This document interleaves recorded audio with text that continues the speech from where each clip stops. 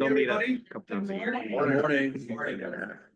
They were- Believe we have a quorum plus one. I was contemplating leaving the room and then there'd been a meeting. But unfortunately, Mr. Kelp showed up, so we have to have a meeting now. Thank you for your presence and attendance here today. Your interest in Carter and our activities always is much appreciated. In our usual customary fashion, I'd like us to stand for a moment of silence. We'll follow that by the pledge of allegiance.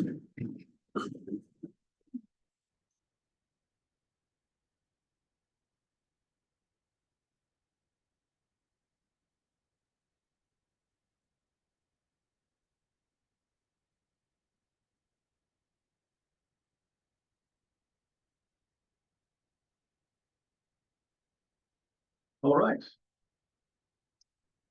I pledge allegiance to the flag of the United States of America and to the republic for which it stands, one nation, under God, indivisible, with liberty and justice for all.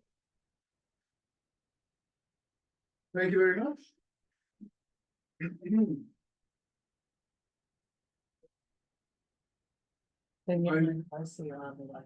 I noticed they sent me a note. Thank you.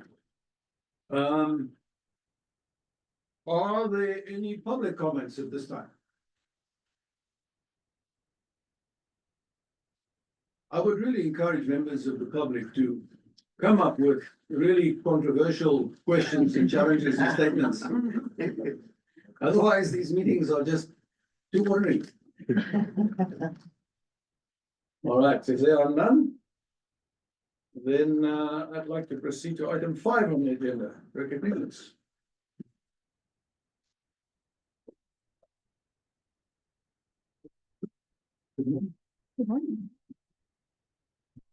Good morning, Chairman Knightson, Board of Directors, Mr. Frazier, Carter colleagues, and the public. I'm Janine McNulty, the Director of Human Resources, and I'm excited to recognize our April Ambassador Award recipients this morning. Today, we would like to recognize 2 of our fixed route bus drivers, Leonard Coleman and Juanita Overbank. On April 9th, a passenger on the bus driven by Ms. Overbank inadvertently left his phone on the bus. The passenger was dropped off at his next stop, and as soon as he stepped on this bus driven by Mr. Coleman, he realized he had left his phone. Mr. Coleman quickly contacted the dispatching office to coordinate a plan to catch up with Ms. Overbay on her route to retrieve the phone left on the bus.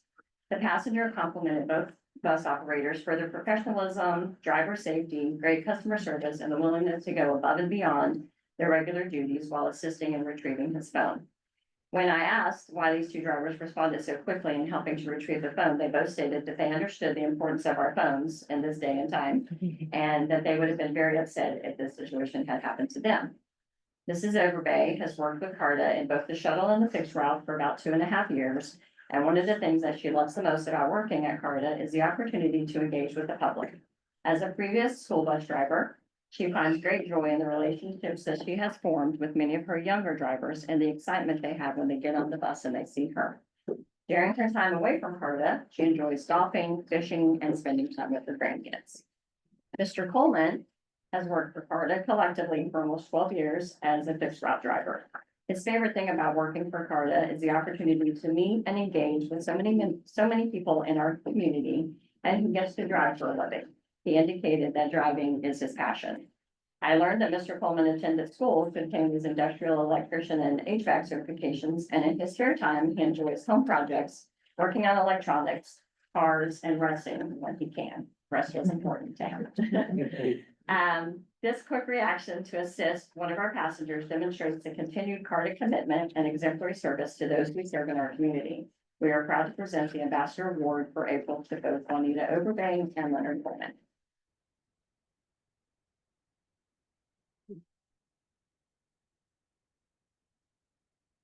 I'd like to get your picture up here.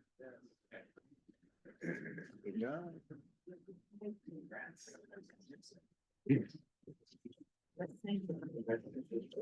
Thank you very much for what you do.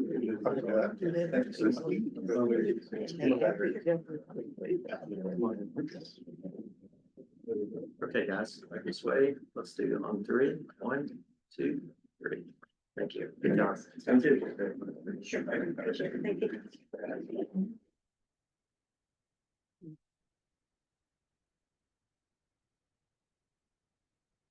You know, I'm really struck by that. It's so. I think representative of the kind of behaviors and attitudes that we are recognizing, wanting to reward and foster here at Cotton. It's a small thing, but it needn't have been done. Could easily have just said, it's not my problem. And we encounter so much of that in life nowadays. It's not my problem. I don't care. So thank you very much for stepping up and doing the right thing. Thank you. Thank you. All right. I'd like to move on to, thank you very much. The topic regarding the minutes from the previous meeting. Are there any corrections, amplifications, or comments requested by the board members?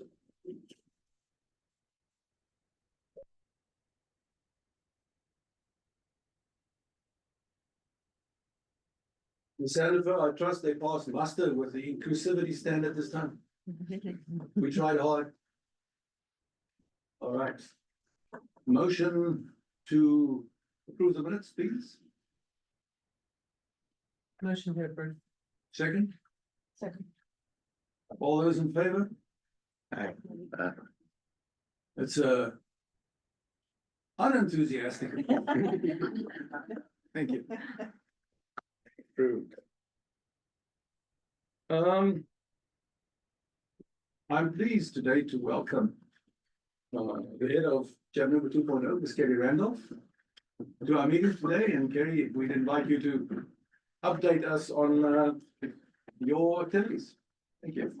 No, thank you. So good to see you all. Thank you for your leadership. I'm a Carter rider.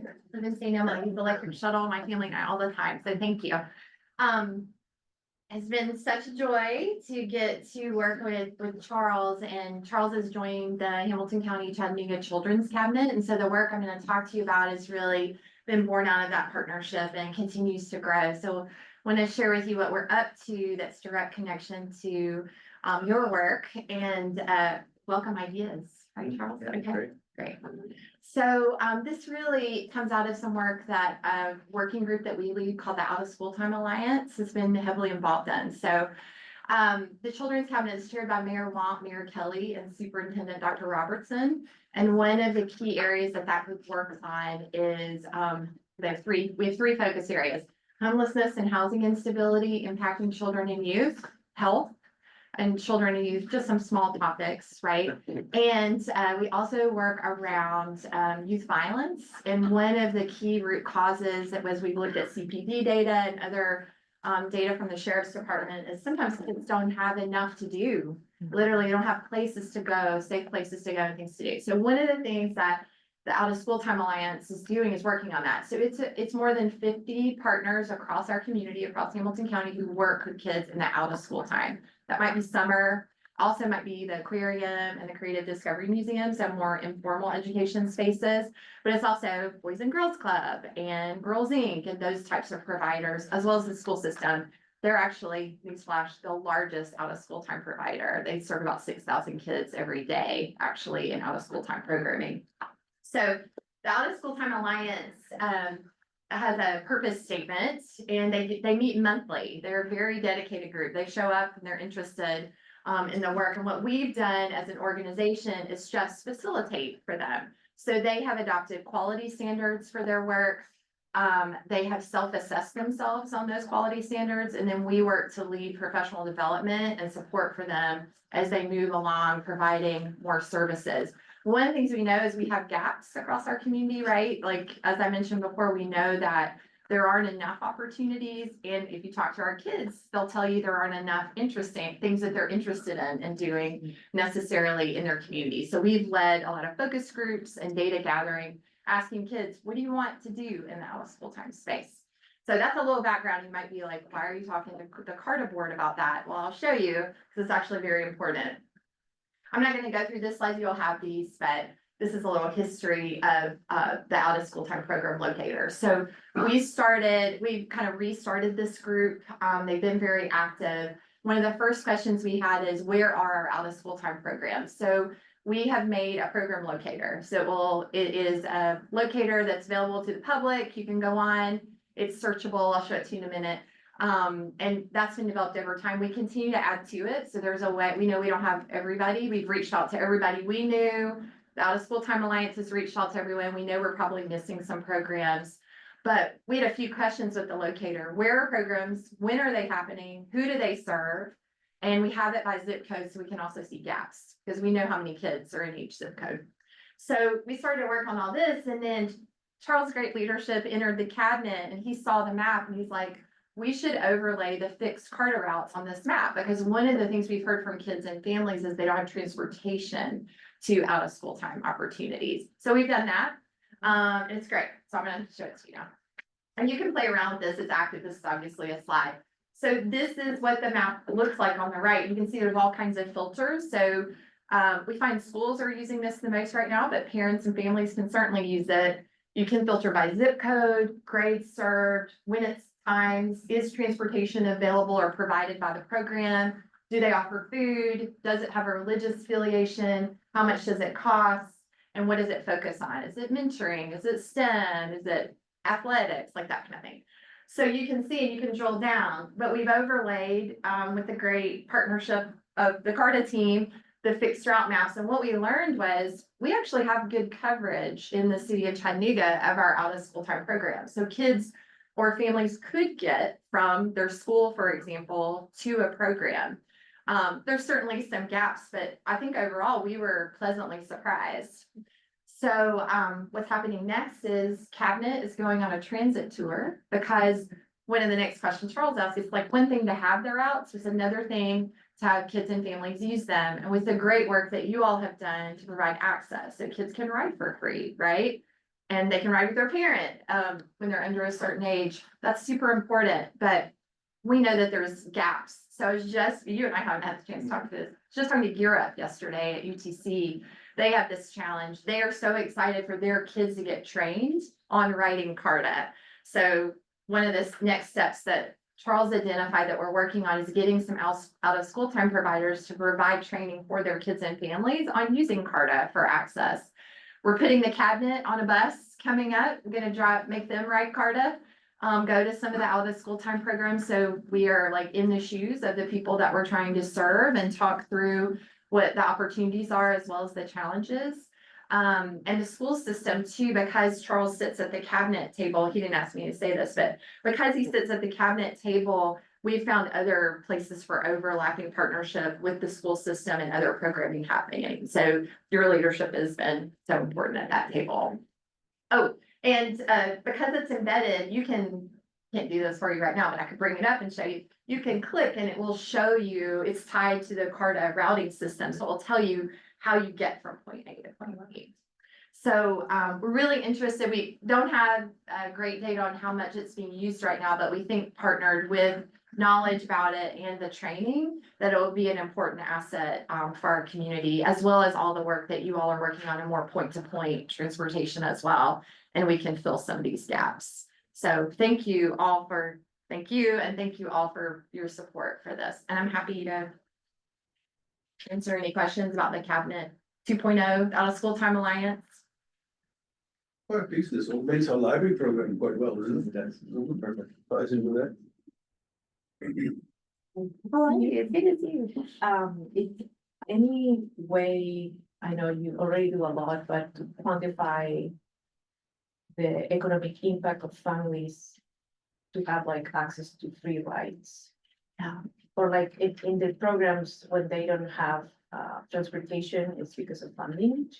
So to have like a simple, or say like when they don't have transportation, it's because the program can't cover that X amount of money, but then CARTA can, I mean. I see what you're saying. So we can use that number, like the impact that we're having in families. Yeah, I love that question. We'd have to think more about how to do that, but I think we could at least give a ballpark figure. Most programs do not provide transportation, most out of school time. Like I will say, there are a few that do. It's quite expensive, and so it's cost prohibitive. So that's a great point, but and I think it would be good to have kind of a baseline. And as this continues to grow, is that, yeah, let me get with my data person and your great data team and I see would- what we could I think would about. appreciate that. Thanks for raising this, Daniela. You know, now at the time of we talking budgets, it's kind of top of mind for me. Because frankly, as we discussed at previous board meetings, there are a lot of discussions in the hallways and corridors and byways now about getting the budget over the finish line and getting the funding approved. And a lot of the questions at this time, which is normal, are critically challenging the funding requests. And it tends to view somewhat unjustly Carter's request merely as an expense. It's an expense for the community. It's just cost. And the best way to save the cost is to, I suppose, run fewer buses. However, we have to look at the other side of the coin. That is precisely this point of the economic impact. If you don't have people going to work, what is the cost to the community? If you don't have people going to schools, and all the associated things, and exactly like this program, I would imagine that many of the stakeholders, such as yourself, maybe United Way, maybe our Chamber of Commerce, we need to begin to build a model that really asks this question. What is the economic value of all of those various programs? To what extent Carter supports, facilitates, and enables them so that we can calculate the economic impact of our contribution to the community and compare that then to the cost. So that we can have a more well-rounded conversation around budget discussions, allocation of resources. Because it frankly is grossly unfair, but also improper to only assess Carter's contribution in terms of its costs. Because that's not what we do. We do much more than that. In fact, I would be willing to bet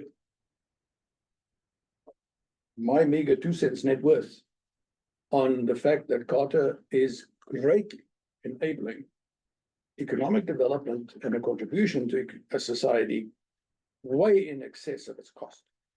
And that conversation we need to then color in, I think, with factual data. Could we take that as a project, Charles? Yeah, think it's really important. I have a comment update for the board and just, we've already, good news is we've already engaged with Kimley Horn, who's one of our on-call consultants, to help us quantify exactly that. What's the economic impact that Carter provides? And so as an example, and it's more of a one-off, the Incline Railway. It's fairly straightforward to calculate that impact because we know exactly how many people are visiting. And we know the tax revenue that's gained there, which is over $2 million a year. But the wider economic impact is the fact that these families come and they stay in hotels, they are at restaurants. And so we already know that that alone, the Incline is part of a group of attractions that are bringing in $50 million a year of economic impact. Similarly, and this is in progress but not done, we know for sure on the Route 4, which is our backbone service, we see 800 to 1,000 trips a day on that. We know for sure that over a month's time that there's more than 10,000 unique individuals using that service, and it's supporting 500 jobs. That's a big deal, and we can quantify that. And so to your point, yes, we need to tell that story. And then one other note on that, which is the ridership that we experience today, and we have seen a growth in the last year, and it's because of these types of programs, but we're being judged on, my words, the result of years of chronic underfunding. So what's being judged is these services that don't have enough frequency and late enough service and the Sunday route that you need to get to the after school, out of school program. And so we're being judged for decisions of the past as well. And we need, now is the time to kind of beef up these services. Route 4 is the one route that is properly resourced. we've got enough service on that and it shows. But yes, we'll take that as an action item and we will be ready to bring that to the board, I would say within the next month. Excellent. Yeah. Very good, thank you. Any other questions? I have to say, I couldn't agree more how rare this is. I couldn't comments go on. And in terms of telling the story, there's particularly compelling stories to this particular program that I hope can be told. I want to thank you for working with us. Thank you for working. Very fantastic. Thank you. I appreciate that, Stephen. No, pleasure is mine. It's a new day, I would say. Then Charles's voice at the children's cabinet, I can't even stress how important it's been. And then Will O'Hearn is there too at the library. I mean, there's a lot of great things happening at that table because of the leaders who are there. So we have a lot of work to do. We do. Yeah, but a lot of good things happening. Thank you so much, Carrie, for being here today. Thank you. Thank Much you. appreciated.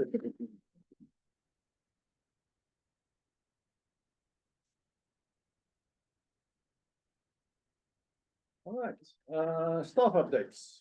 Caravan. Yeah, well, while Director Poyer is coming to the table, board members, just as a reminder, and really at your request, we'll start to do, as we have our monthly reports, it won't just be me, sometimes it'll be me. And I'd like you to start to meet the management team. And so go easy on them with the questions. Some folks are nervous when they talk. Mark's not, but you'll get to meet all of the staff, and we appreciate your support. But this is really at your request to get updates directly from the leaders in the different sections. So do I understand you to say that all mean questions need to be directed to you, Charlie? All mean questions can come my way. I got thick skin. Good morning, Chair Denison, Carter board members, Mr. Frazier, colleagues, and public. Again, my name is Mark Poirier. I'm your Director of Paratransit for the Caravan Service. I would like to start by taking just a minute to explain to you the importance of our caravan service and why we run it. The FTA mandates as a part of our fixed route service that we have complimentary paratransit service that runs within 3/4 of a mile of all of our fixed route service. The importance of that is to allow persons with disabilities that are eligible for our service to have the same level of service as our fixed route and have the opportunity to go to work, to go to medical appointments, to go to the grocery store, so on and so forth. And some of the statistics that I'll share with you right here at the beginning point to that. Our average monthly ridership over the last 6 months is 5,100. So that's number of passengers per month on the bus. Our average passengers per hour is 1.56. We're doing a much better job at this point of adding multiple stops during our trips. So, and that coincides with our average trip distance of 9.1 miles, and that's a weekday average. So in that 9.1 miles, we're finding opportunities to pick up additional folks along the way and make those deliveries. And then our weekend average trip distance goes up because of less ridership, further distance in between trips. So that's at 10.1. But the next two statistics that I have for you really point to why this service is so important. Out of those 5,100 trips, 42% of them are for employment. 37% of them are for medical or dialysis. So in total, 79% of our trips are for either employment, medical, or dialysis on a monthly basis. So I just wanted to give you kind of that overview so that you understand how important our service is. In 2024, Mr. Frazier contracted JF Public Transportation Consultants to come in and do an overview of where we had some shortfalls, where we could make adjustments. And what I've done is taken that list and I broke it down into 4 areas. We have the 4 areas will be reservations, scheduling, dispatching, and our operators. So as you can see, there were many opportunities for improvement. The first being standardizing our reservation call process. That's really important that everybody that calls in is getting the same message from our reservationists and they're giving the same information so that we know what we're going to pick up. The next was to eliminate will calls and callbacks. So let me take a minute to explain to you what a will call or a callback is. In the past, here at Carta, we had approximately 50% of our trips would schedule a trip to go, but would not schedule a return trip. They would just be allowed to call whenever they were ready. In order to do that, we'd have to have drivers stationed around the city, just sitting around waiting for those callbacks to happen. And then we'd have to rush to try and get everybody. Which is quite inefficient. Very inefficient. So that was a point that the consultants made that like that literally needed to stop for us to become more efficient. And just a note on that, because we're a no strand system, if somebody schedules a return time and then they can't make it to that return time, we'll adjust their time and get them when they're ready. They just have to be a little bit patient with us because we're gonna have scheduled trips and we're gonna have to move stuff around. I would imagine, sorry to interrupt you, but if a lot of these are for medical reasons. You know, medical offices are notorious. For running late. Yeah. Yep. And so people might have an assumption on when they might be done, but it might change. Sure. So we need to be able to accommodate them. And we do. And we will not strand anybody anywhere. Once we take somebody to an appointment, a client to an appointment, we will make sure that they get back home. The next thing that we weren't doing prior to this overview was negotiating our trips. Based on ADA guidelines, we can negotiate the trip plus and minus an hour and still stay within the standards. So just making sure that they get a chance and an opportunity to go. The other thing was having enough reservationists, hours, staff to cover. We weren't taking reservations on Saturdays and Sundays. I'm proud to say that effective last weekend, we are taking reservations 7 days a week for the next day. The next thing was to update our job descriptions. They were very vague. We need to update our phone system to include a phone tree with a queue that allows people to know how long they're going to be waiting to get through to an operator and have the opportunity to keep their place in the line and queue and get a call back. The other thing is going through annual Trapeze software training and consolidating our Carta call centers into one. And as you can see on the right-hand side, the things that we've completed so far, we've got the new reservation script in place. Our reservationists are working to learn that script, and I think they're getting better at it. Our will calls and callbacks have been eliminated, so all trips are scheduled with a front end and a back end time. All trips are negotiated within the ADA guidelines of a plus and minus 1 hour. Our reservations are accepted 7 days a week, and our standard operating procedures and job descriptions have been updated and distributed. We've also hired a part-time reservationist for weekend coverage. The remaining improvements that we can make in the reservations side is upgrading our phone system, annual Trapeze training, and form a one call center for all of Carta. Move on to. What does all of that entail? What must be true in order for those improvements to happen? So we'll need to go out and find a phone system that meets those standards. Our current phone system doesn't allow for the queue, the callback. With the licenses that we currently have, we can't do that. So we're going to need to find either a phone system or the current phone system and upgrade the system to allow that. Combining to one call center is going to take the Carta Go team, the front office admin staff that currently takes calls and walk-ins over here at Main Carta will be combined with our reservations and dispatch center at the 12th Street location. We will keep one person on staff over here to greet customers as they come in and still take phone calls. So those are the major parts of that. Could I ask a question on the call center? So our call center employees are mostly on site. Correct. Is there any thought to changing that? I think we're open to just about anything. I am not telling you to run your business because you know much better than I. On the other hand, it seems to me if there's one technology that is easily put anywhere, it's call centers. People could answer the phone anyway. I think the one consideration is that our call center staff also greets our customers and is frontline when they come in the door, whether it be at 12th Street or over here at Main Carta.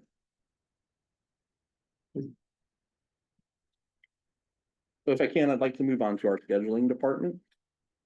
In scheduling, the opportunities for improvement were to create trapeze route templates, educate our scheduler on best practices of route optimization, create a run cut and standard bid workbook tools, offer run cut training, create a rider subscription form, streamline our operator shift scheduling, adjust schedulers' hours to fit business needs, operator bidding process, standard operating procedures, create a finalized run cut, and implement regular bidding cadence. As you know, our fixed route does a semi-annual run cut for all the operators so that they know that they can cover all of the routes that we have on the road. That traditionally has not happened in Caravan, and we are working towards having a run cut and a bid process for all of our drivers so that we know that we have coverage for all of our trips. We've created and implemented a trapeze route templates. And what that does is enhance so that we know the number of routes we need per day. And we've already completed that. Our staff has been trained on best practices of route optimization. Our run cut tools we received from JF Consultants. They've updated us and given us the run cut tool, so we're working to run through that run cut. Our run cut training was received in March. We did update and add a rider subscription form. All subscriptions, so subscription trips are trips like work or dialysis that are consistent. Monday, Wednesday, Friday, this pickup time, this return time, or 5 days a week going to work. This is what time I have to be to work. This is what time I get off. So those fall under subscriptions, which makes it easier for us to template all of our rides. We've also adjusted our scheduler's hours. Traditionally, our scheduler was working 8 to 5 and our reservations closes at 5. So the next day we were having to come in at 4 o'clock in the morning and rerun schedules again to figure out where we were going. So we've made an adjustment to those hours so that she gets that done. And the couple of remaining improvements are to finish the bid process, finish the run cut, and have a regular cadence on when we're doing those run cuts. The next section will be dispatching.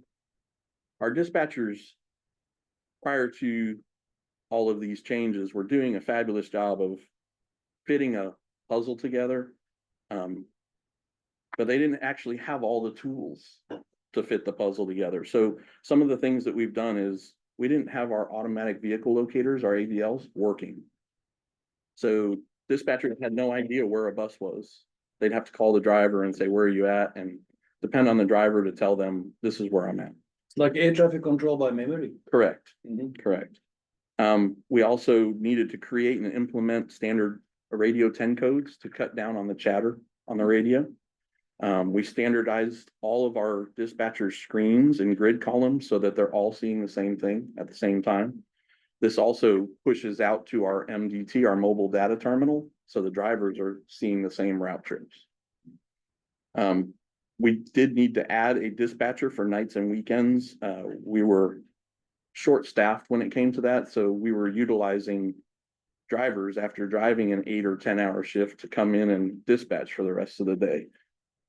As you know, FMCSA has very strict guidelines on the amount of time that a driver can be on shift and then drive the next day after getting rest. So we've pulled that back and we're using only dispatchers now to do this dispatching, and we've tried to get away from having any drivers do that. As a matter of interest, what is that race time that's required? 8 hours after being behind the wheel for 10 hours. And you can only be on shift for 15 hours in a day and then you need 8 hours of rest. Before That's a long you shift. can come back, yes. The other thing that we did was enabled our real-time views for our dispatchers. They couldn't actually look and see on the manifest who was running late. We've implemented that so that they can be proactive. And if a certain bus is starting to run behind, then we've challenged our dispatchers to try and make changes ahead of time and move things around. We've also configured their workstations. So with all the tools that they need to be able to perform their job, they were sitting behind one monitor.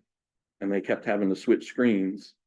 And you know how that can be when you're going through different panels, different screens, trying to remember what you had. So what we've done is set them up with a standardized 3 screens. They have their real-time views up on one, their actual manifest scheduling up on another, and then any trip information on the third. So it's giving them an opportunity to be able to see everything that's going on. The other thing is we need to annualize our trapeze training and integrate Car2Go dispatch as part of our standard operating procedure. So at some point with the vision that we have to commingle trips with Car2Go and paratransit, we want that all to be one dispatch center. And then the last thing that they suggested was to add an additional full-time employee dispatcher. We're waiting on budget approval for that. So as you can see, we have already instituted and activated our AVLs, so our dispatchers can see where the buses are at all times of day now. What tracking system do you use? It is through our trapeze system. So the AVL works in conjunction with our trapeze to know where the vehicles are. We instituted a standard radio 10 codes, and that way drivers and our dispatch staff can communicate without having to say 100 words. They can say a 10 code and this is where I'm at. We've implemented and opened all of our standardized view for all trapeze users. We've standardized our operating procedure and updated and provided it to all of our dispatchers. We did hire on 1 part-time dispatcher for nights and weekends coverage. And we enabled all of our real-time views for all of our dispatchers, and they've been trained on how to use it. The remaining improvements that we can make is to annualize our trapeze training, integrate the Car2Go dispatch together in a standard operating procedure, and hire an additional FTE dispatcher. So the FTE dispatcher is a funding topic, I understood. The other ones, can you do them as an operational improvement? Yes. And when would you do so? So the standardized annual operating trapeze training will start next year. We got training this past March, and we will do it every year moving forward in March, assuming that we stay on trapeze. If we move to another software system, then we would have training on that software system as well for any updates.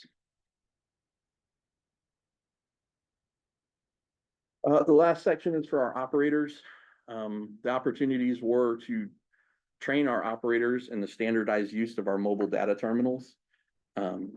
Prior to October of 2024, we had stopped using our mobile data terminals for one reason or another, whether they weren't working or people just didn't know how to use them. Those have all been updated, and all of our drivers are using our mobile data terminals rather than carrying around a paper manifest. So all of their manifest for the day comes across about a 12-inch screen that tells them where they're going. We're working on upgrading our map so that they can actually get turn by turn to every location. So that's one thing that we're working to do. That's also a financial obligation to upgrade the map. We needed to update, distribute, and educate our operators on all of our standard operating procedures. So what's expected of them in the field. Develop and implement monthly operator meetings, annual ADA refresher training, consider adding a mandatory safety meeting in our CBA, and create standard operator manual. The things that we've accomplished to this point is our MDTs are all up and operational. 90%. We're short 3 MDTs, which we have been ordered. And once they come in, we'll be at 100% compliance with our MDTs, and all vehicles will have them. We've updated our standard operating procedure and distributed it to all of our drivers, and we've implemented a monthly operator meeting. So once a month, myself and the manager of Caravan meet with all of our operators and get any feedback that they have and update them on anything that's going on. The remaining improvements are to institute the annual ADA refresher, which again happened around February of 2025. So in 2026, we'll try and be around that same time. Consider adding the mandatory safety meeting, and I'll work with our chief safety officer to implement that into our operators meetings, and then create a standard operator manual, which I am working on currently. If I can answer questions, but I brought 2 staff members two of our awesome staff members with us and wanted to give them an opportunity to speak on how they feel about the process and where we're at in the progress for Caravan. So I brought Alicia Beck, she's one of our dispatchers, and I've also brought Kelly Daniels, who is our union representative and one of our full-time bus operators. So first, I'm Alicia Beck. I am the dispatcher for Caravan. I've been dispatcher for a while now. I'm not used to talking in front of large groups of people, so I appreciate y'all being here, and for allowing me to be here. To emphasize on what Mr. Mark said. He took everything out of my head. I had this whole speech of what I was gonna say. So me coming from like lots of pages with callbacks on it. So you got names, just names, and then they'll call and say they're ready. And then me personally, I don't know where the drivers are. And I have to write down a time and find a spot for the clients. So just by technology wise, he upgraded all of that. So there's no more paper for me, no more scanning. I remember the first time he came in and he stood in front of the desk when I was downstairs. And he said, "What are you doing?" I said, "I'm trying to find, a spot for these people to go." He said, "Don't do that." I said, "What? Y'all don't do this? Y'all don't have paper?" He said, "No." And from that moment on, I knew I liked him. And then just the fact of having eyes on my drivers, knowing where they are at all times, like the ABO. If I can't get a hold of them on the radio, I can go on their route and see where they last were.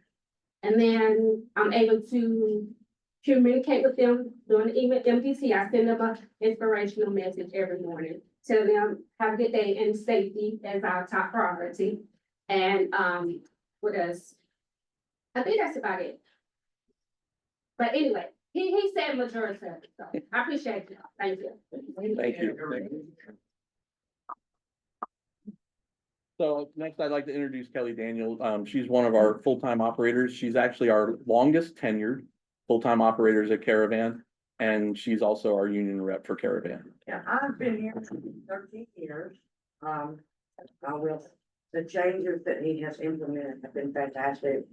I'm just gonna be honest, before he got here, we were a fairly functioning dumpster fire. That's as honest as I can be. And he has come in, he's presented changes, he's getting us. We grew from our little mom and pop to what we are now. And he has brought in the resources and the knowledge to get us. Change is not always easy. Before he got here, it's kind of like the Wild West. We just kind of, by the seat of our pants, just did what we did. And we did it well. But the efficiency part, I'm smart enough to know we were way over budget every month. And there was no way to keep sustaining that. And I know for a fact he is bringing the cost down.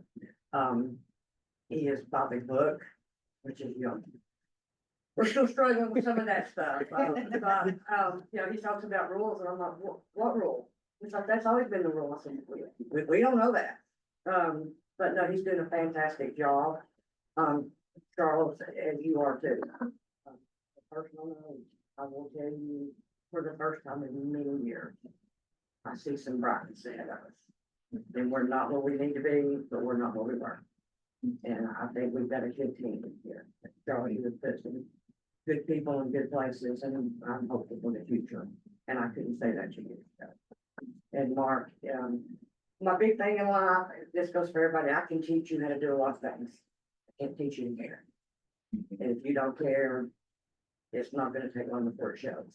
Mark cares, Mr. Frazier cares, and we actually have leadership, and I'm thankful for that. So, Thank you, Kelly. thank you.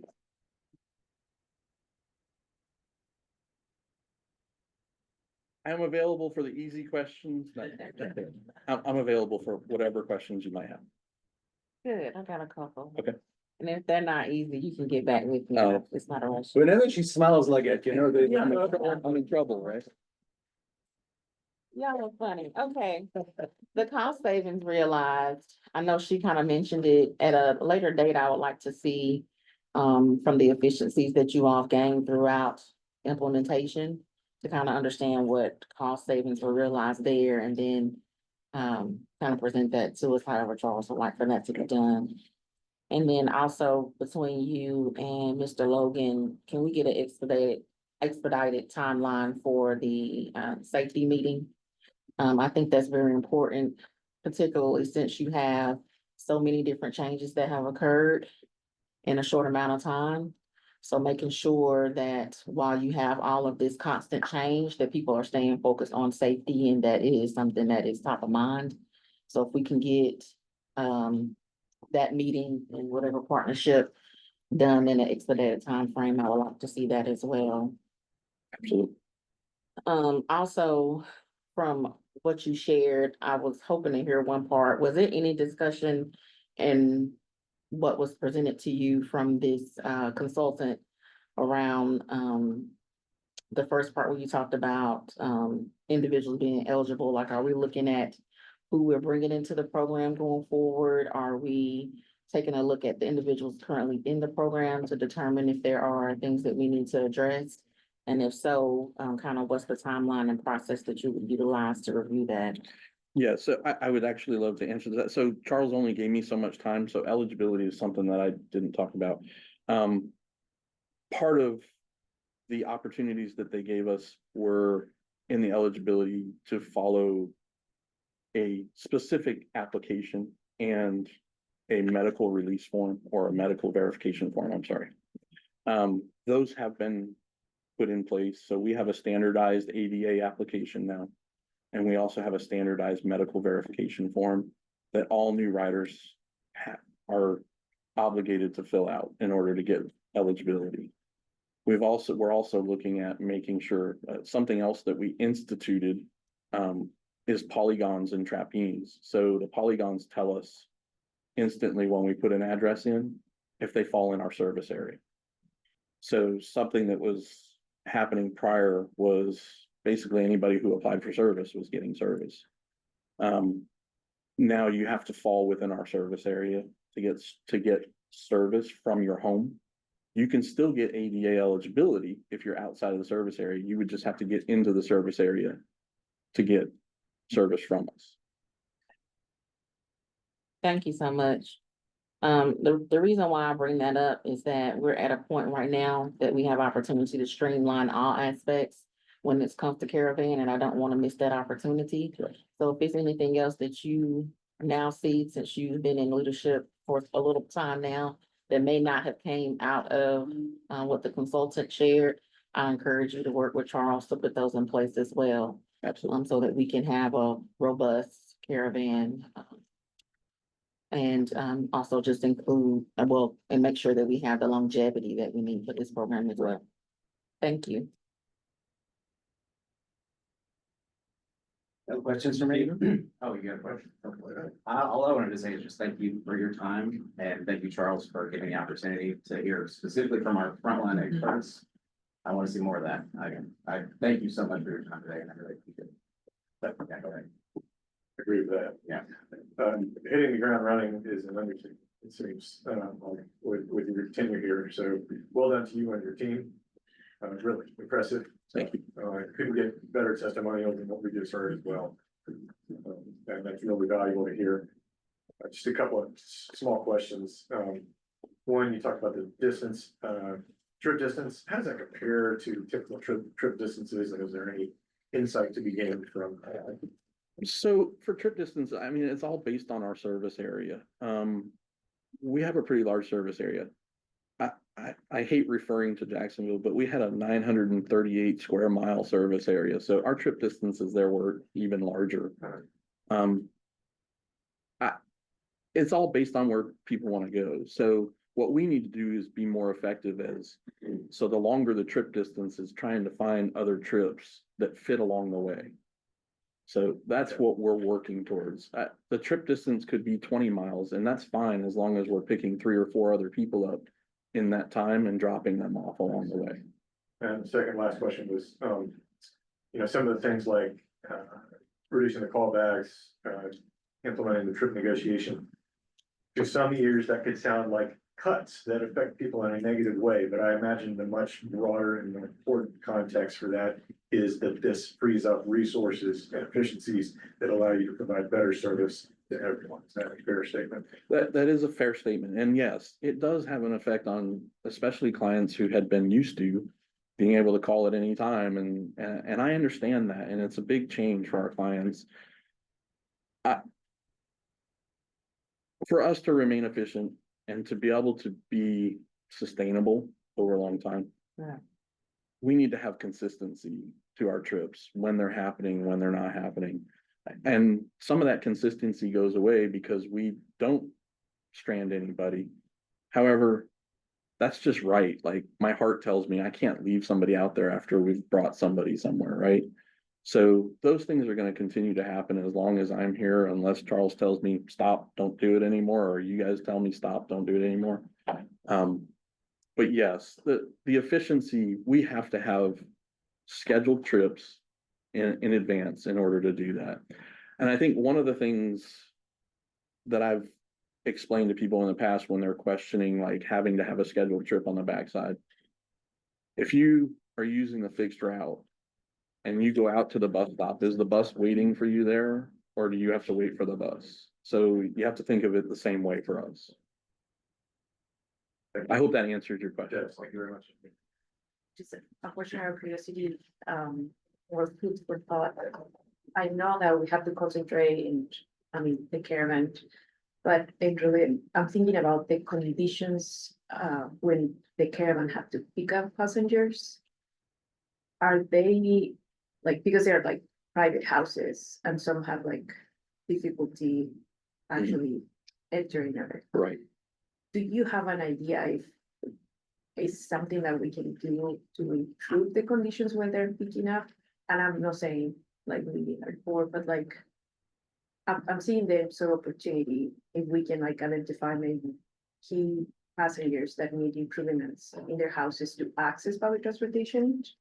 And in particular, in the zip code 37404, we're having an input of like 600 volunteers coming in like 3 days, and they need something to do. So even if it's just one, I think it'd be like, because your team always go like a mile ahead. So how we can also support that and show it. I think it's really important to show that. So I can give a partial answer, but as far as the infrastructure, I think that would be something that Mr. Fraser would speak to as far as how we could help implement better infrastructure at pickup locations. But what I will tell you is since I've arrived, our eligibility department, every new passenger that we get in, if we can't get a very clear view from Google Earth of what the pickup location is, we physically go out there and look to make sure that it's a safe pickup location. And if not, then we negotiate with that passenger where the safest location is to pick them up. That's priority because safety for me from any aspect for the driver, for the client, all of it is top. Yeah, and I'm not saying that we need to improve the location. That's Okay. not what I'm saying. I'm saying like identify that as an opportunity for partnership. To kind of like to get to know what I'm hearing is like, or like what I think is like to know more people's stories. You know, Right. like to access public transportation, the importance and all of that. And there is organizations in town that they do that kind of job, no cost. So, and this one in particular, I'm aware that is happening. Understood. Yep, we can Let me definitely make look sure, into let it. me make sure I understand. So are you saying maybe if they identify someone who needs a ramp? Yeah. Okay, then being able to funnel that back so we can partner them with a company that could potentially build a ramp. Okay, And okay. the story behind for me, that is like, if you can even exit your house, Mhm. like the importance of public transportation, like if you didn't have the public transportation to move. Like, I think it's like. a bigger A story broader. there. Okay. So, and we actually did recently help a resident get in touch with the cerebral palsy, Southeast Tennessee cerebral palsy, to get a ramp built at his house, because he honestly didn't have a way out and he utilizes a wheelchair. And so his ramp actually was built about 3.5 weeks ago. And it's absolutely fabulous. So yes, I do have options when people let me know that they need help, or if we notice it during our initial screening of their location. And we try to put them together with anybody that can help. Mark, can I ask you, and we do need to wind up because we've got to watch the time, but how close to capacity are you on Caravan?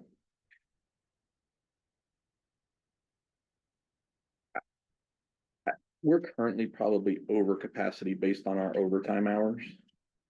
So this is an important point. There's a reason I ask this. We've been talking here about, improving efficiencies. Efficiencies bring more cost effectiveness, and the idea is not just to save money, it is to allow you to serve more with the same resources. Correct. Looking at eligibility, people might comment, well, why you want to exclude some people? Well, if you're over capacity, it means that by definition, you are excluding people because you can only do so much. And therefore, it makes common sense to prioritize. Mhm. Yeah, so your eligibility criteria are important. The same for your location footprint, all these things. One of the reasons that prompting my question is I was looking through the statistical report and I noticed a very clear correlation between the number of riders and our on-time performance. That suggests to me, assuming then that we've made a lot of progress with getting inefficiencies out of the system, that Caravan is under stress. And we do need to then prioritize to make sure that we offer exceptional service within the constraints of our capacity. Right. So look, this is obviously a very interesting topic for us, and I think it's the first time that I've certainly received this sort of in-depth illumination of what's going on. That's why there was so much discussion. The board's clearly interested. It sounds like there's good progress, so thank you and well done for that. And we'd like to continue to support you in making progress and scoring touchdown after touchdown as we elevate our service. Well, I definitely appreciate that. Okay, thank you. Thank you. Thank you. Mr. Chairman, if I may, just a note for the board. You've heard me use the term, especially during when we're talking about budget, about fixing the foundation, our core business. And so you'll recall that perhaps maybe last August, I maybe brought to your attention that, hey, your challenge areas, and we did that like in March as well last year. But this is the example of fixing our core business, right? Getting the MDTs working, getting the policies and procedures established, hearing from the operators and standardizing things. So when we're talking about budget and I'm giving you a forecast of we're continuing to focus on fixing the foundation.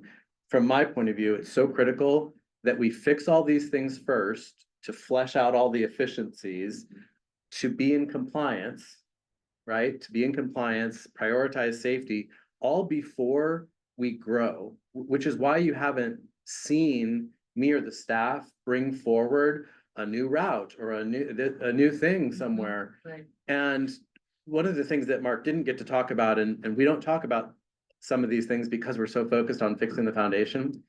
In Caravan, in particular, Mark ran, and I was a part of this in Jacksonville, one of the most, one of the best services. It's a premier paratransit service, same day service. You call and within an hour or 2 hours and you have the trip.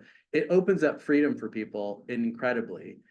But we haven't offered that as a solution yet because we're busy fixing the foundation of what we're doing. So I just want to make sure that, because you'll hear me say it again, what are we focused on? We're fixing the foundation. We're fixing the foundation. We're fixing the foundation. So just a note for you, caught my attention.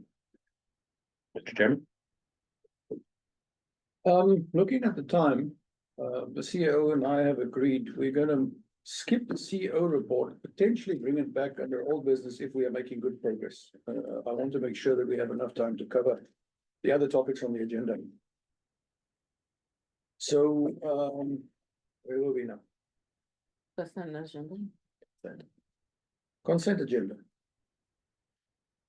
The consent agenda documentation has been distributed. Are there any comments or questions to the material? No questions, but I do just want to extend a huge thank you to UTC. That Mox ridership is crushing it. I'm sure I'll celebrate again at the end of the official end of the year, but we've had so much participation from departments, professors, student clubs, students this year, and it is showing, so shout out. If you don't mind, I would prefer voting on the bylaws separately. Yes, we'll do that. We can do each of them separately. Okay. I mean, I'm fine with the safety plan. I mean, yeah, ideally each of them. Okay, just to confirm, there are no other questions or comments or changes or anything. Then let's vote each separately. What way we keep the legal people happy. Gotta keep those legal people happy. All right. Could we have a motion to accept this statistical report as distributed? Motion to accept. Second, Second. in favor, Aye. opposed? All right, the ayes have it. The safety plan, which Mark, by the way, thank you very much, is very comprehensive. I Yes, thought. thank you. Good to see this effort. It's like gaining momentum here. Very robust plan, thank you. Motion to adopt, Second. second. In favor, Aye. opposed? Right, the safety plan is accepted and approved. Thank you. The bylaws. Motion to approve the changes. Move to approve. Second. All those in favor? Aye. All those opposed? Can I have one clarifying question? The terms are proposed to change from 5 to 3. Does that affect the terms of the board members or going forward? Dawn, means we have to put up with each other for much longer. All right, then, it sounds. Okay. Thank you. Can't get away that easy. I was hoping to sneak out again. Right. Very good. Then let's move along to the action items procurement report. Annie, please.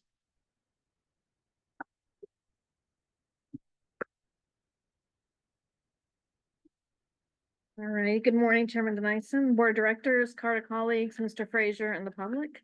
I'll be going over our procurement report for April, which begins on page 48 of your packet. This month, I'm bringing reports for sections A, B, and D, which are board approval of new procurements over 50,000, board approval of the use of the RFP process, and report on emergency procurements. For section A, staff is requesting approval of a 5-year agreement for actuary services. Staff is recommending that Carta enter into a contract with Kavanaugh McDonald Consulting for a not to exceed amount of 95,000 over the 5-year period. Kavanaugh McDonald will provide annual valuations of the Carta pension plan, as well as provide projections to Carta on an as-needed basis. An experience study will also be provided during the contract period. This procurement was completed through a request for proposals process. On January 27th, 2025, Carta released the RFP for actuary services, advertised this procurement in the Chattanooga Times Free Press, included a link to the RFP on Carta's website, and sent the RFP to 7 firms. Carta utilized the following criteria as part of the request for proposals process. Experience and expertise of the actuary, 25 points. Relevant overall experience and expertise of the firm, 25 points. Documented specialized expertise in government pension issues, 30 points, and price proposal, 20 points. For section B, staff is requesting approval of the use of the request for proposals process for the following procurements. The current scope of work for these procurements requires that evaluation criteria other than price be considered when awarding contracts for these services. The first is infrastructure as a service and disaster recovery as a service. This RFP would assist Carta in moving on-premises server and disaster recovery infrastructure to a cloud computing model that provides virtualized computing resources. The second one is preparation and collection of Carta customer satisfaction survey. Since this includes collection of surveys in person, having an experienced firm is an important consideration when evaluating proposals.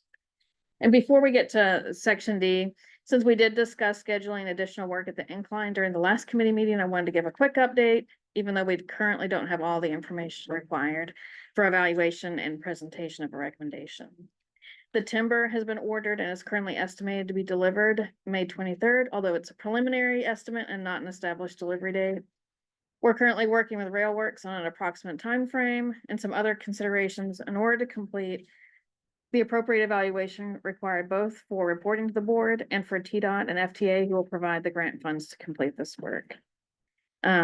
Before I go to section D, are there any questions related to anything I've gone over so far? No. Okay. Thank you for all the work on that. Carrying on for section D, staff is reporting on an emergency procurement for the purchase of rail required to complete repairs related to the fire at the incline. CART has issued a purchase order to Progress Rail in the amount of $46,654. CSR, our third-party engineering firm, confirmed the quantities needed for repair, and once the shipment arrives, it may have already arrived now, I'll defer, yeah. Railworks will utilize the rail to complete work under their agreement that we reported on at the February board meeting. A second emergency procurement during this time was for temporary services for an interim chief financial officer. CART has entered into an agreement for $152 per hour with LBMC Staffing Solutions for this service. CART did have a competing quote for similar services at a rate of $300 per hour. To summarize, staff is recommending that the board approve CARTA to move forward with a contract award associated with Section A and approve the use of the RFP process for work outlined in Section B. Section D is for an informational reporting purposes. That includes my report, but if there's any additional questions, I'm happy to take them now. Any questions, colleagues? Any of the inclines late, I know where to find you. Okay, fair enough. Thank you. Thank you. Thank you very much.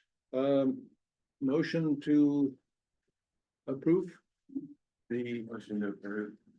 second. All those in favor? All those opposed?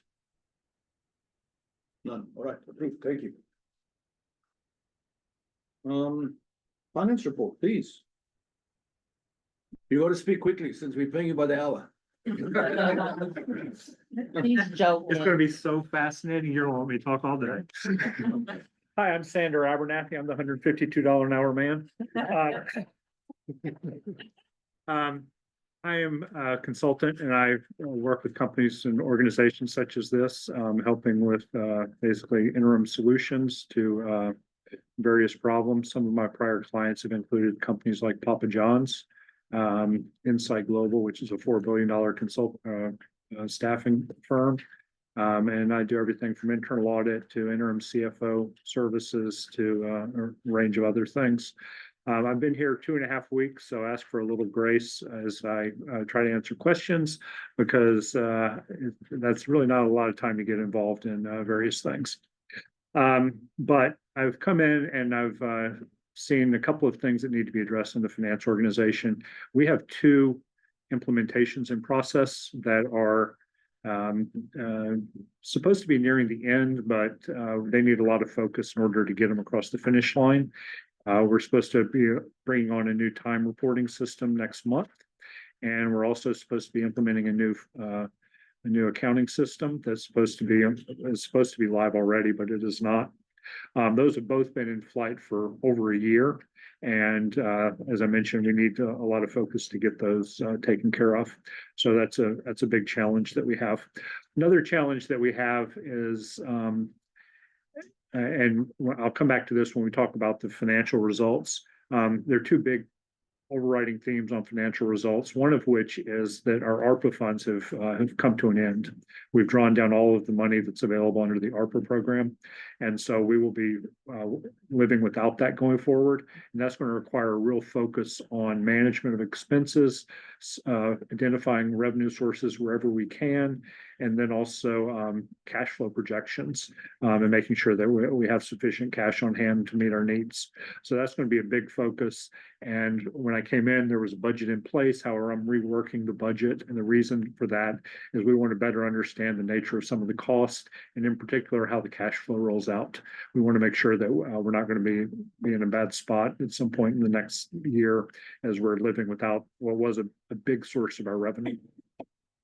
The other focus I have right now is I want to make sure that the board and management has better information in order to run the organization. I presented the report that you've been seeing on a monthly basis for some period of time. I'm going to rework that so you'll have better visibility into those things. In particular, I think it's important that you understand what the sources of revenue are. It doesn't really help to know that our revenue this past month was $2 million. If you don't know how much was grant money, how much was from the city, how much was from fairs, and where else it came from. So I want to provide visibility in that way in order for everyone to have a better sense of what the operating activities and funding consist of. So those are kind of the priorities that I have ahead of me. And I see big opportunities to move things forward. One of the things I take great pride in is going into situations and finding really quick wins. And I see some really quick wins here that we're going to see in a span of a month or two. So that's really my focus at this time. With that, I'll turn over to talking about the financial results for March. As I mentioned, there are two overriding themes with the financial results. The first is that ARPA funds were all drawn down in February, so we really don't see those in the March results. So where we have shortfalls, that's a big chunk of the problem. The other issue is the incline, because it is out of operation. For the month, revenues were $438,000 under budget. That is almost exclusively due to the incline, which revenue on the incline was $490,000 under budget. Year to date, revenue is $2.5 million ahead of budget. That is almost exclusively due to ARPA funds being drawn down in February and in prior months. So that's really the overriding theme with all of the revenue. On the expense side, expenses were $443,000 over budget for the month. That is almost exclusively due to expenditures on the incline, repair expenditures, which we'll probably be reclassifying those somewhere else later on. That's really not an expense. That's an offset of a loss that we incurred that we'll recover with insurance. And I'll come back to the insurance in a few minutes. But so big picture, we're $500,000 ahead on $500,000 behind on revenue because of the incline, and we're $500,000 behind on expenses because of the incline. So that's the whole thing. Now let's talk a little bit about each of the different lines of business. On the transit side, we're just slightly below budget, about $20,000 below budget. That's because of primarily because of fares. I have not gotten into what fares in the budget consist of, so I can't explain why fares and the actual fares are different than the budgeted fares because I don't understand the budget that well yet. On the expense side, we're ahead of budget by about $50,000, and that was because of payroll. Again, that's I'm gonna ask for a pass on explaining the details of payroll, although we are starting to analyze hours and overtime, so we are focusing on that.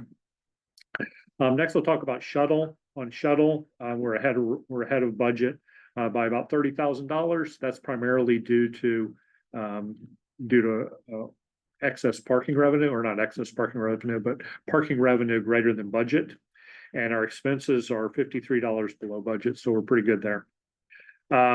Incline, we've already talked about that. We're behind because it's not running. And I'll focus a little bit on where we are with the insurance related to incline. So far, we have spent approximately $700,000 on incline repairs. I'm still getting more visibility into the projected remaining expenditures to repair the incline. We've received $500,000 of insurance proceeds as an advance.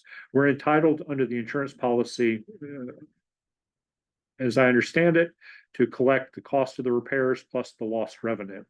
We expect that we'll in addition to the 500,000 we've already collected, we'll collect an additional 200,000 for expenses to date, plus any additional expenses, plus the lost revenue, which we estimate to be between 1.5 and $2 million. So we have quite a bit of additional revenue coming in from the insurer. And one of my priorities is to focus on getting that claim filed so we can start collecting that money. Caravan, we're slightly ahead of budget on the revenue side. The reason for that is additional funds that we received that were grant funds that were received in the month of March. And then finally, parking on an overall basis is 30,000 ahead of budget. If we look at just the Chattanooga Parking Authority, we're looking at a loss year to date or for the month of 123,000, and that includes the shuttle parking and operating expenses. So we're 123,000 loss for the month, which is expected. That typically runs at a loss. Overall, though, for the month we had net parking income of 162,000, and that's my quick take through the numbers. I'm glad to answer any questions that anyone may have. The reason for the increase in parking revenue is all the parking the CEO and I have been doing downtown too. Actually, it's your tickets for no.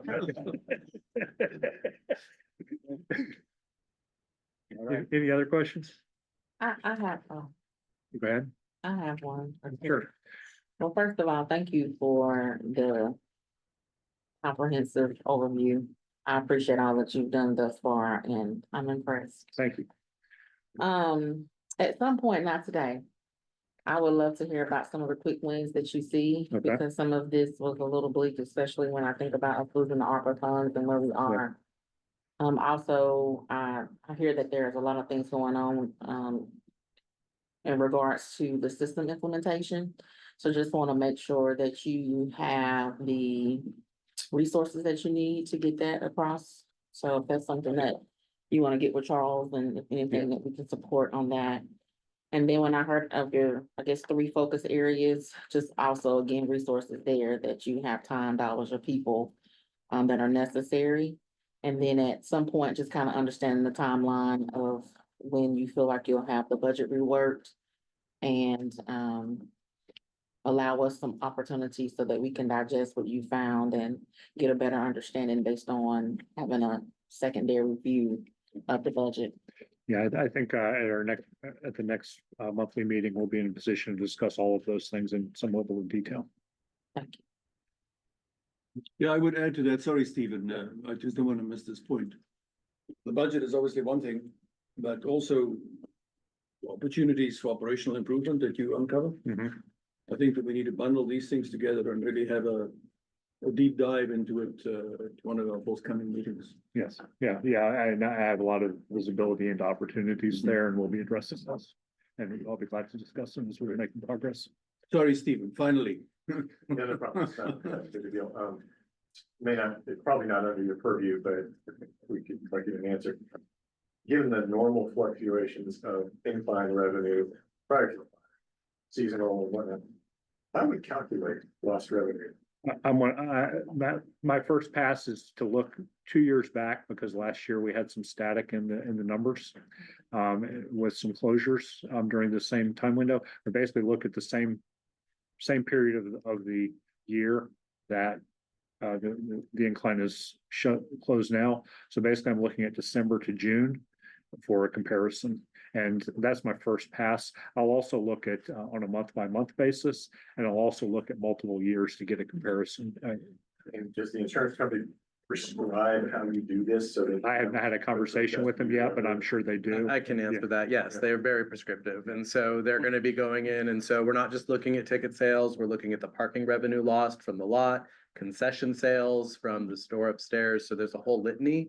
And Sander will be the right person to make sure that they have that information. They've already been given historical information for December and January a couple of years back. But as Sander indicated, the game plan is to go multiple years back and kind of create an average, and also anticipate some growth in ridership, because we have seen a growth year over year. So we'll be the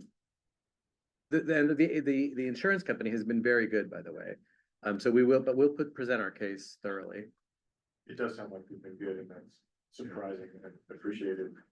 Yeah, part of the context for the question is, I know we were, experiencing a ramp up and revenue, and that's tricky in this situation like this, when you really want to project what your real revenue is, but they can't rely on that necessarily.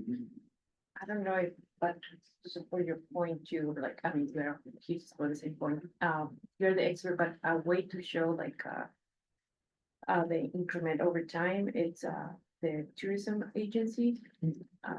At least in like national parks, we know that last year, it was like, they were the most visited in like history. Where we don't have a national park, but it's some trends in the area, and we are an outdoor city, so I think that would be a way to support that, that one. That's a fantastic recommendation, and we're in close contact with the Chattanooga Tourism, because of the economic development study that they did on the incline in particular. But I hear what you're saying, which is grab the growth that the rest of the region saw, and then that would be the basis for supporting why we would be expecting similar for us. Okay, that's great. Thank you. Well, Sandra, thank you very much. It was remiss of me. I should have welcomed you to your first board meeting. Quite all right. So I welcome you after the fact, Thank you very much. and we look forward to working with you. I look forward to working with all of Thank you as you. well. Thank you. Thank you. So colleagues, with that, is there a motion to approve the financial report? Make a motion. Second, Second. all those in favor? Aye. Opposed? Approved. Thank you. All right, Oh, okay. Ms. Peebles. Service enhancements. I always like to hear about new things. Very good. You're welcome. Good morning, Mr. Chairman, Board of Directors, Ms. Frazier, Carter colleagues, and public guests. I am actually, and I will attempt to fill in this morning for our planning team regarding our May service enhancements and our pilot projects that we would like to introduce to you. Carter will execute our summer schedule effective on Sunday, May 4th. With the enhancements as noted in your packet, so I won't be redundant too much, but it has been noted in your packet in the memorandum, to include improved frequencies on a few bus and shuttle routes and system-wide time adjustments. Specifically, we have corrected the intended 30-minute frequency on that was previously discussed on the route number 10 a month or two prior, which also improves the frequency on route number 1, since it is an interline route. Our busiest and most productive route, which is route number 4, Eastgate Hamilton Place, will have an improved frequency every 15 minutes during peak times to meet the midday demand. These improved frequencies are intended to be long-term as we remain focused on the strategic imperatives of our bus services, which are to improve service quality and on-time performance. And of course, as you are aware, our semi-annual schedule change is concurrent with UTC's fall and spring semester schedules. So as you will notice on the screen, our May 4th service enhancements, as I just briefly mentioned, the new improved frequency, all of the frequencies except for, of course, the continued North Shore Shuttle Express until the bridge reopens. We intend for those to be long-term. So we will implement a 30-minute frequency on routes 1, 10A and 10G, of course, which are basically different deviations of the East Chattanooga neighborhoods. Routes with the route with the 15-minute frequency, of course, will be number 4, which is our busiest and most productive route, as you all are aware. And of course, for the summer enhancement, we will continue with the North Shore Express shuttle that operates Thursday through Sunday from 11 to 7. And we are very pleased to report that in a month's time since its implementation, we have experienced over 1,200 riders. So that is great in 1 month's time, operating on it 4 days a week. So we're very pleased about that.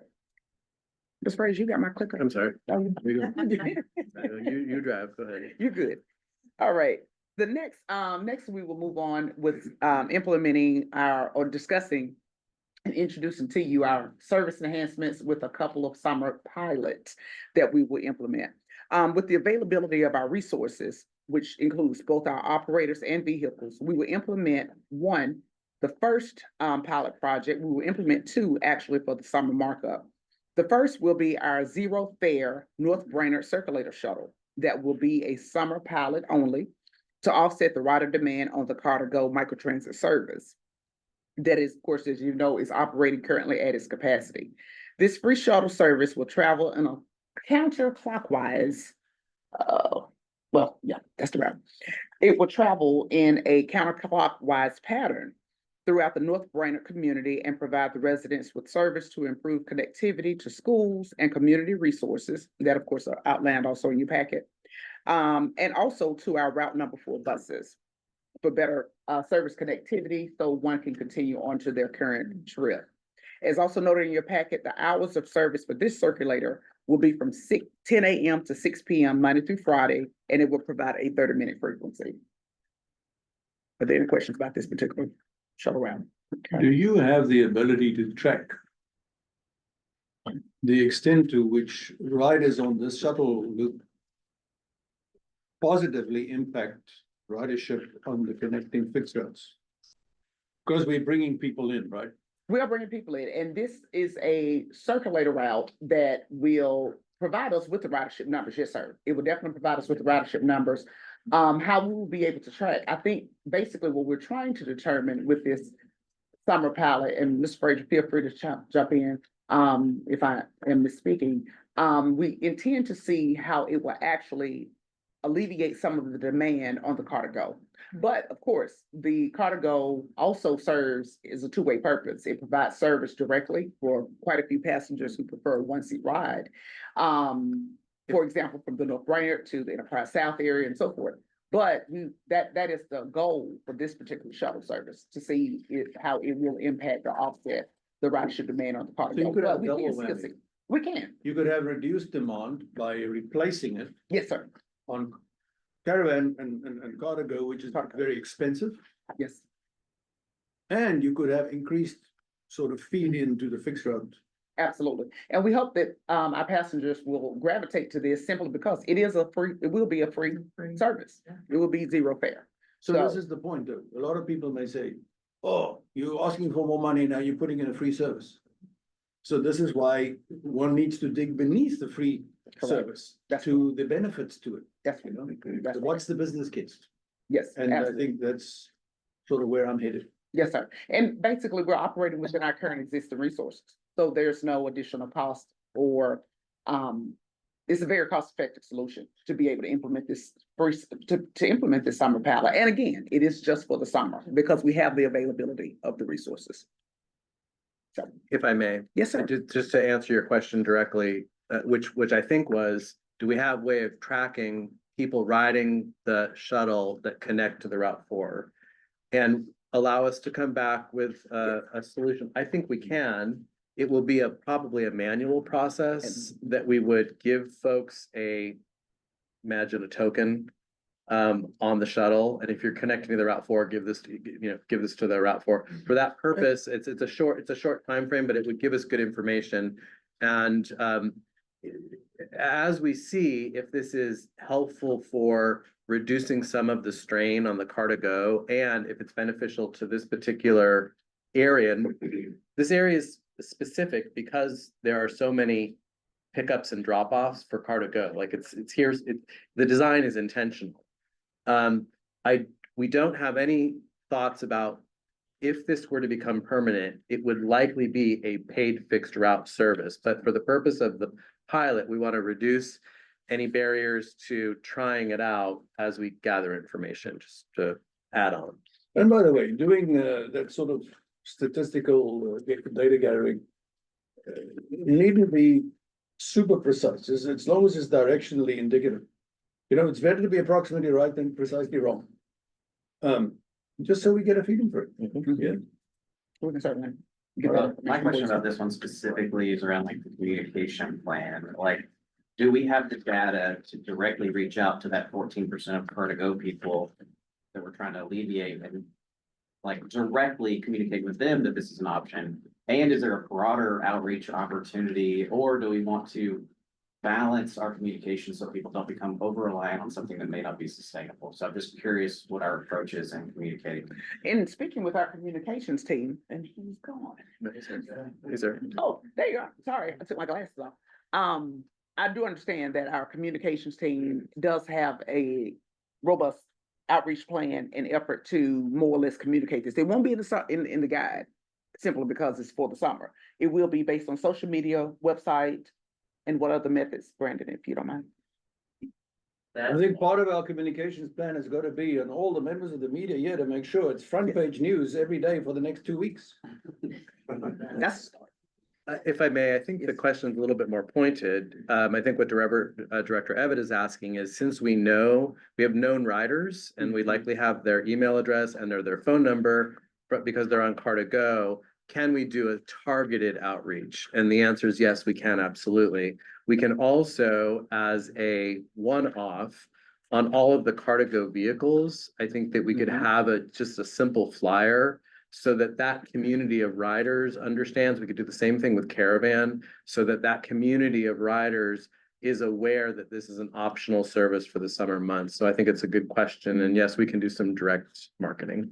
And I'll throw out, there's some pretty strong neighborhood associations in that area, like the Woodmore, and so if you want to expand on that, you know, hit up those. Yeah, can we take a note, Director Meredith, to please, let's follow up and get the neighborhood associations, the flyers for Car2Go, the flyers for Caravan, and that make sure that we follow up on that. And I want to be able to demonstrate that we're doing this. Thank you. Thanks, Corey. thank you.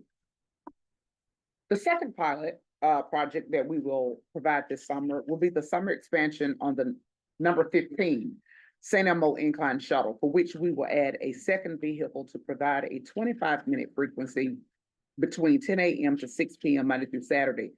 We would like to apologize for the misstatement in the board packet, because the planning team was still working on ensuring that the information, the actual way of service will be consistent with the driver schedules. So that provided a little bit of an overlap and a little bit of a misstatement in your packet of information. But for clarity, the summer pilot will operate Monday through Saturday with a 25-minute frequency will apply from 10 a.m. to 6 p.m. Of course, on Sunday, this is a 7-day-a-week service. The Sunday frequency will remain as it is. But we, of course, are doing this to support the reopening of the incline and also to offer better service to the historic St. Elmo community through the summer. This will only be a summer pilot, and it will expire in August when the fall and winter schedules return into effect.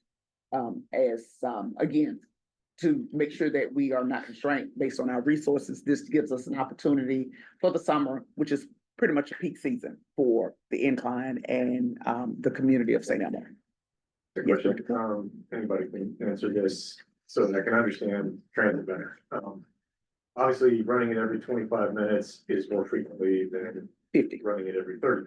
Yes. But running it every 25 minutes means that if I'm gonna ride it, I need to look at a schedule, because I can't tell when it's coming, because I can't say it's every half hour. So if you compare that to every half hour, which is less frequent, do you have any sense of whether or not ridership increases because it's easy to remember and easier to use? I agree. I do agree. And this is just my own personal side note. You're absolutely right. When someone knows the frequency of a bus route, when it's every 30 minutes, every hour, 15 minutes, that's pretty simple to understand. And you're absolutely right as well. The ridership we have known historically, and especially in our industry, the more frequent service you have, the better the ridership is. And sometimes it kind of goes hand in hand. The round trip for this particular route is a 50-minute round trip frequency, as thus explains the 25 minutes when you add the second bus. So it is our hope that, people will gravitate to between 10 and 6 to know that it'd be every 25 minutes versus the actual time. But if it's more beneficial, they can refer to an actual schedule. But that totally makes sense. Is there a Yes. principle though that sort of says? The answer to your question, if I may, is yes, it does make ridership go up if you have a clock face schedule. And so what we would want is something that you don't have to think about, but every 30 minutes is good. I think for the fact that it's a summer pilot only, to try to, you know, be responsive to what we've heard from, and by the way, some of this is related to our windshield tour with District 7 Councilwoman Dotley, who has put us in touch with the Community Association of Historic St. Elmo. They're very engaged with us right now. So we actually have a very robust partnership with that association, who have really, they've leaned in much more than any other communities association has thus far. So they're actually taking the lead on getting information out to that community about this opportunity to see if we can make an impact on the ridership there. In the overall picture, and we're not talking about this today, but when the board is presented with the performance overall of all of our services, and we have opportunities to truncate, eliminate service. One of the factors you'll be judging is the ridership on these routes. So the pilot is intended to see, does some additional service, you know, garner some additional wins, but you're right, on a clock face would be better. It reminds me when vending machines went from, and this will show my age, 50 cents to 55 cents. Oh, yes. Nobody has 55. That's right. That's a great analogy. I can share one of my opinions actually shifted on this, because I'm definitely more of a clock facing guy, is that a couple of things, it being that the 25-minute mark is really at the start of the end. Everything in the middle is still gonna be, Pretty much the you know, same. 9:26 or whatever. So you may become accustomed to that and you know 9:26 and 9:56, but the reality is, especially now that our tracking is up and running, you're just looking at your phone most of the time anyway. You know, I personally lost track. I used to know exactly when the bus was supposed to show up at my stop. I have no idea anymore. And the good thing about that too is that when we make these service improvements, some of them are not 24 hours. So it's hard to even keep in mind, you know, if I'm catching the bus at 3 p.m. versus 7 p.m., there's gonna be some differences in these routes anyway. So I've kind of moved away, and it actually, what's his name? Ahmed, the consultant. Pilot. Oh, he actually helped kind of reshape my opinion on that as well, because I asked him that question and kind of before that. So trade-off for sure, but technology-wise, this day and age, I'm just kind of indifferent. But that's a shuttle. Are you doing a lot of shuttle too, or like? Anything, any But I- fixed route situation. Just, like, the shuttle is a pilot, so keep that in mind, because it's mostly like new people in town, maybe like a standardized time. Would be easier in general. The pilot is the additional 25-minute, the additional vehicle, right, but the route remains, the route is already in existence. So I think my takeaway is for the tourist who doesn't have the app and doesn't know tracking and everything. Worst case scenario, they're gonna wait 25 minutes. Best case scenario, it arrives as they will stand at the pickup point. Somewhere in between. Let's see how it goes. If I may, I think the best case scenario would be that they park for free Mhm. at Shuttle Park South and take advantage of the first hour free, and then hop on the shuttle to go enjoy the incline when it's reopened later in the summer. So I'm looking forward to, you know, hopefully some win-win-wins. Yeah. Veronica, what's the kickoff date on this? May 4th, the May 4th markup, all of these will Are be they- are they effective. May going 4th. to, once we go into summer schedule and things like, are they gonna go to the hours that you have in our packet or? No? They're going to the hours that's in the packet effective May 4th, even though the incline won't be open on May 4th. But when the incline does reopen, So this we'll summer. go from 8 a.m. to 9:45. Oh, I'm sorry, it'll be from 8 a.m. to 9:45 p.m. We'll give or take 8 to 10, the whole Monday through Saturday. Then, of course, between 10 and 6 is when the second bus will apply with the 25-minute frequency. Yes, but Yeah. that's correct. And The that's like- incline summer that's schedule. not at 6, that you're gonna have a lot of people stranded. No. Yeah, The bus okay. will continue to run to almost 10 o'clock. I just Yes. wanna be clear. on Yes, that. yes, absolutely, yes. Yeah. Okay. And finally, the final pilot, which of course will be a 1-year pilot, will be our City Mapper multimodal trip planning tool that is being provided to Carter via mobility at no cost for 1 year. This trip planning tool complements our other trip planning tools to include Bus Tracker, Transit app. However, this provides better customer facing and it integrates with Fair technology. And we plan to promote the use of the City Mapper app on our North Brainerd circulator shuttle to assist our customers in connecting to other routes as well. So we want to heavily utilize and definitely push this pilot project out. And again, it is for 1 year. And this. And is you'll bring the very- conclusions from the pilot Absolutely. for insight and discussion. Sure. Before deciding whether to renew or Oh, absolutely. Yes, abandon. that's correct.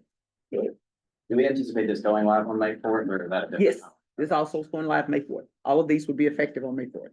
So we'll have the data from the 2 previous slides of the routes, correct? Will that be included in here? Okay, yes.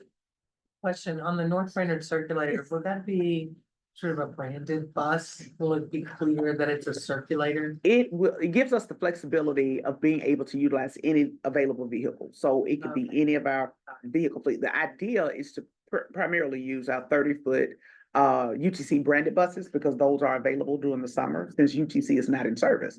So it allows us to basically circulate our vehicle fleet into this pilot. So because it's zero fare free, these buses do not have a fare box, so it makes perfect sense. And also it's conducive with the actual narrow streets and the width and length of it is a lot more beneficial. It's operationally feasible, Perfect. but any vehicle can be used. Absolutely. Any other questions? I just want to call out how awesome this app is and just encourage everybody in the room, whether you plan on riding or not, to just try it out, you know, pretend you're taking a trip. They may convince you to take a trip. I use this has only been accessible in large metros for years, but every time I'm in one, this is the go-to, and I'll use it in conjunction with some of the other apps to see who kind of performs better. This one not only is a bit more accurate in my experience, but it has much better like gamification to kind of coax you into travel. It'll show you how much CO2 you saved. It'll show you how many calories you burned. You know, whatever your motivation is to get into transit, it kind of helps give those positive feedback loops. So I highly suggest everybody check this out. What does it use as its benchmark for deciding the CO2 savings? The alternatives, if you were to Drive your choose to hop in a car or Yeah. Uber, you know, this is where you would So you say, know, there could be like Stephen's car. Yeah. Who is a real destroyer of the environment, or a noble person like me who has a very low CO2 footprint on my car. Right? it's got all the, and it even, Great point. it will even, depending on how you wish to travel, you can say like, hey, I want to take it slow and easy, and it'll give you those options. There's like, no, I want to get there as fast as possible, regardless of cost or other factors. You can kind of fork it however you prefer, so I should try it. Sounds interesting. try it. I mean, even just to pretend that you're going on a trip, it's very useful. Yes, benefits. Very good. Any other Okay. questions? That was interesting. Thank Thank you. you very much. Thank you, Mr. Chairman. Thank you. So that was only for information. Thank you for sharing. Absolutely. And we look forward to hearing the feedback. Charles, how long do you need for the CO2 report? I would say that we could go without it unless the board wants a quick update on the incline. Board, I'm gonna put it open to you. Can we go? Why don't we do a quick incline update? I think it's relevant. People are intrigued. You know, I'm aware of the fact that I talk to you all the time, but not everyone might. All right, happy to do so, and then we could maybe break before the Yeah. executive session. All right, good morning still. Board of Direct, good morning, Chair Denison, Board of Directors, it's good to see everyone. Thank you for an interactive meeting. I'll give you a quick update on the incline railway restoration, which is top of mind for all of the staff. Several things. I do want you to know that we are on schedule as of today. However, I want to be perfectly clear that we are anticipating some potential schedule adjustments due to some of the weather conditions that we had last month and some delivery delays of key materials. But let me give you the punchline first. Any schedule change that we incur will be weeks, not months. So we're not talking about a long time frame. But allow me to start with our progress.